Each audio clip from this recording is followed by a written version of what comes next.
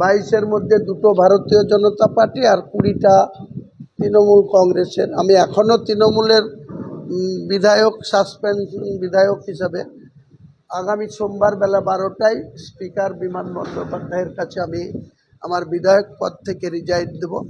আগামী বুধবার আমি আমার আম জনতা পার্টির উন্নয়নের প্রতীকে যথাক্রমে 70 রেজিনগর এবং 74 নওদা কেন্দ্র থেকে 2টো সিট থেকে আমি মনোনয়ন সাবমিট করব। এছাড়াও আমাদের যারা বহরমপুরের প্রার্থী, ডোমকলের প্রার্থী, বেলডাঙ্গার প্রার্থী সৈয়ব আহমেদ কবির, রানীনগরের প্রার্থী ইয়াসির হায়দার এবং রঘুনাথগঞ্জের প্রার্থী ইমরান সোলাঙ্কি, মিমের প্রার্থী রাজ্য সভাপতি, আমরা সবাই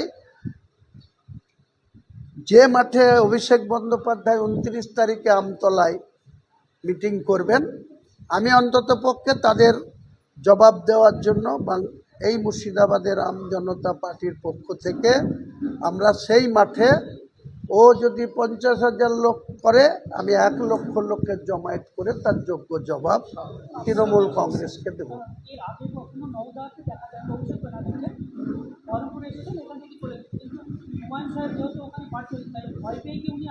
তাছাড়া আর কি, এখন অনেক কিছু দেখতে পাবেন।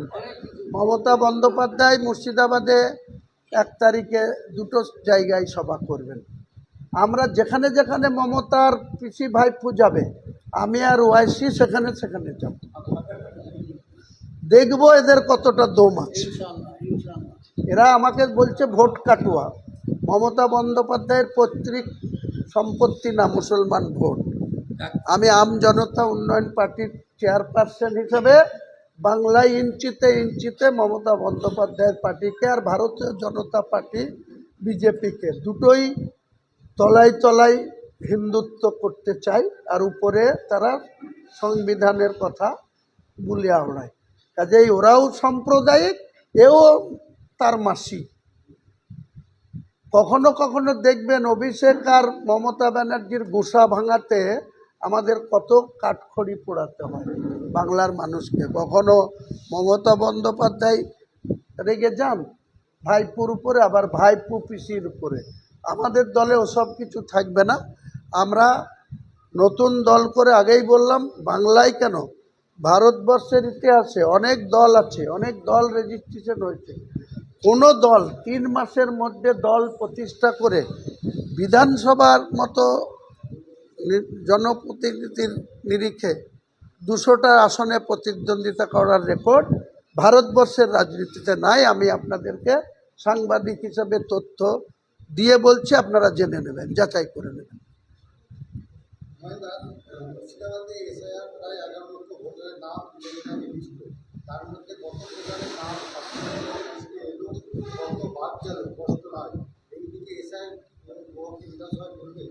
দেখুন, এখনো পর্যন্ত এই প্রক্রিয়ার মধ্যে আমি আজকেও দিল্লিতে কথা বলেছি।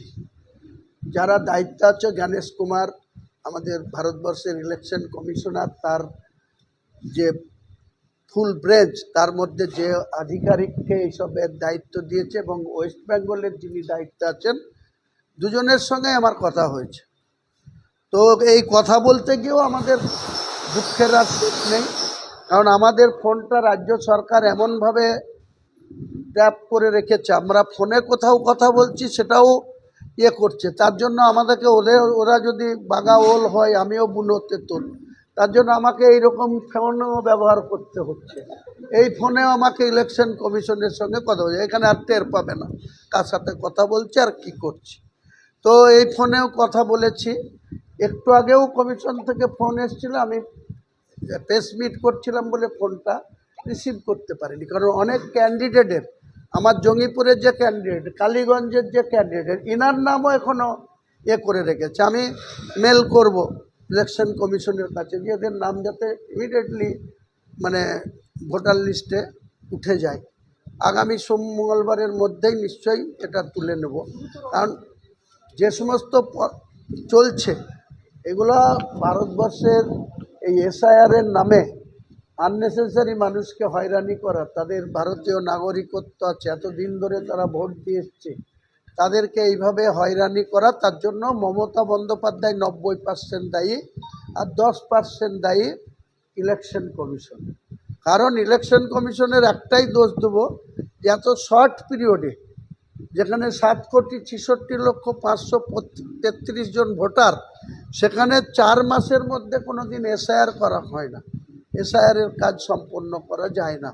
2002 সালে যখন এসআইআর হয়েছিল, 2.5 বছর ধরে এসআইআরের কাজ চলেছিল, আর এবার মাত্র 4 মাসের মধ্যে, তখন ভোটারও অনেক কম ছিল, 5,67,00,000 ছিল, আর এখন 7,66,00,000 ভোটার, তার 4 মাসে এসআইআর করছে। এটা ইলেকশন কমিশনের কিন্তু ফল্ট, কারণ এত বড় প্রক্রিয়া উনি 1 বছর আগে থেকে শুরু করতে পারতেন শর্ট পিরিয়ডে। আর ইনারা মানুষকে শুধু নাটকবাজি করে, আমি এসআইআর মানব না, আমি ওয়াকফ মানব না, আমি অমুক মানব না, আবার সবই মানছে, মানব না মুখে বলছে। তাহলে তোমরা কেন অযোগ্য লোকদের দিয়ে সব ভিএলই নিয়োগ করলাম? আইসিডিএসের কর্মীরা কোনো দিন কম্পিউটারের জানে? তাদেরকে দিয়ে এই কাজ করতে গিয়ে ভুলভাল করে সমস্ত মানুষকে, আজকে বিশেষ করে মুসলমান সম্প্রদায়ের মানুষকে, এই মুর্শিদাবাদে 11 লক্ষ, মালদা 8 লক্ষরও বেশি, 60 লক্ষর মধ্যে মুসলমানদেরই 40 লক্ষর উপর মানুষকে এইভাবে আননেসেসারি হয়রানি। এর পরিণাম কিন্তু, এর শিক্ষা মুসলমান ভোটাররা মমতা ব্যানার্জিকেও দেবে, বিজেপিকেও দেবে। তখন বুঝতে পারবে যে কাদের লেজে পা দিয়েছে। মুসলমান জাতি কোনো দিন হিংস্র নয়, শান্তির ধর্ম হচ্ছে মুসলমান, কিন্তু তাদেরকে যদি কেউ লেজে পা দেয়, তাহলে তারা ছোবল মারতে 1 সেকেন্ড বিলম্ব করবে না। এটা আমার কনফিডেন্স আছে, আমার বিশ্বাস আছে।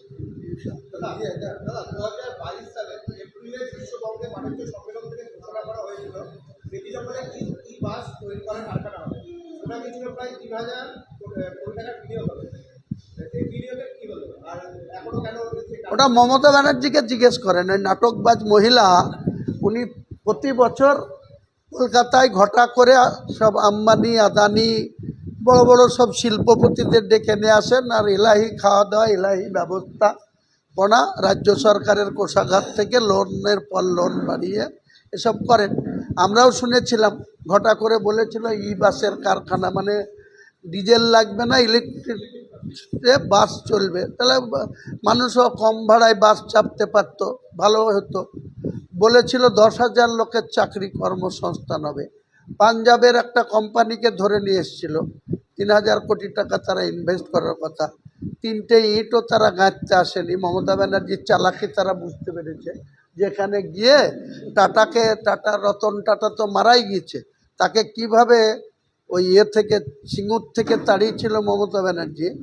ওদের যখন এখানে এসে বলেছে, তারপরে যখন মমতা ব্যানার্জির ওই পিছনে 2009-10 সালে কিভাবে রতন টাটাকে বাধ্য করেছে তাদের লস খাওয়াতে, বা ওই সানন্দে, গুজরাটের সানন্দে যেতে বাধ্য করেছিল, তারপরে তারা চলে গেছে যে এখানে কিছু করব না। তবে হ্যাঁ, আমরা আগামী দিনে এই যে শিল্প তালুক রেজিনগর, 183 একর জায়গা, ইম্পর্টেন্ট জায়গা, বাউন্ডারি দিয়ে ঘেরা, এত এনএইচ সংলগ্ন জায়গা, সেখানে মাত্র 30 একর তত লোককে দিয়ে রেখেছে। কোনো মারোয়ারি নিয়েছে, কাটোয়ার, সেও কিছু করেনি।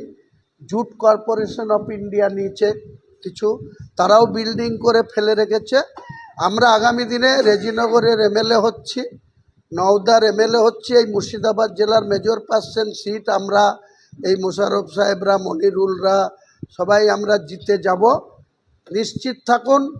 এই রেজিনগরের একটুখানি দূরে গিয়ে বিদুপাড়া থেকে লোকনাথপুর, এখানে একটা গঙ্গার উপরে একটা ব্রিজ হবে, তার আনুমানিক খরচা হবে 175 কোটি টাকা, সেটাও আমরা করব। লোহাদাঘাটের ব্রিজের জন্য বারবার মমতাকে বলেছিলাম, মমতা করেনি। আমরা ভরতপুর সিট আমি দাঁড়াইনি, কিন্তু আমার ক্যান্ডিডেট দাঁড়িয়েছে, তাকেও জিতাবো। এবং লোহাদাঘাটের ব্রিজের ডিপিআর হয়ে আছে 35 কোটি টাকা, সেটাও করব। এবং মুর্শিদাবাদে এয়ারপোর্ট করে দেখাবো হুমায়ুন কবির। আগামী দিনে আমাদের মুর্শিদাবাদে কি করে কর্মসংস্থান বাড়াতে হয়, কি করে মুর্শিদাবাদের সেই বাংলা, বিহার, উড়িষ্যা যেখান থেকে পরিচালিত হতো, আগামী দিনে বাংলা পরিচালিত হবে এই মুর্শিদাবাদ থেকে। এটা আপনাদেরকে বলে দিই।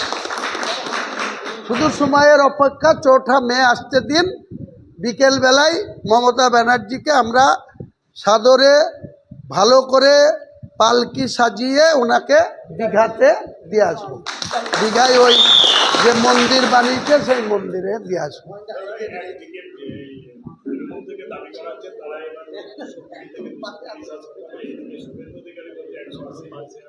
আমি আপনাকে বলে দিচ্ছি, তৃণমূল কংগ্রেস 75 ক্রস করবে না, অনলি 75।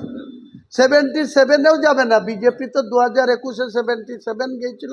আপনি আজকে লিখে রাখুন, তৃণমূল কংগ্রেস 77 ক্রস করবে না। আর বিজেপি 2024-এর নির্বাচনে 18টা এমপি থেকে 12তে নেমে এসেছিল, কিন্তু তারা সিটের ক্ষেত্রে, অ্যাসেম্বলি সিটের ক্ষেত্রে 91 সিটে আগেই ছিল।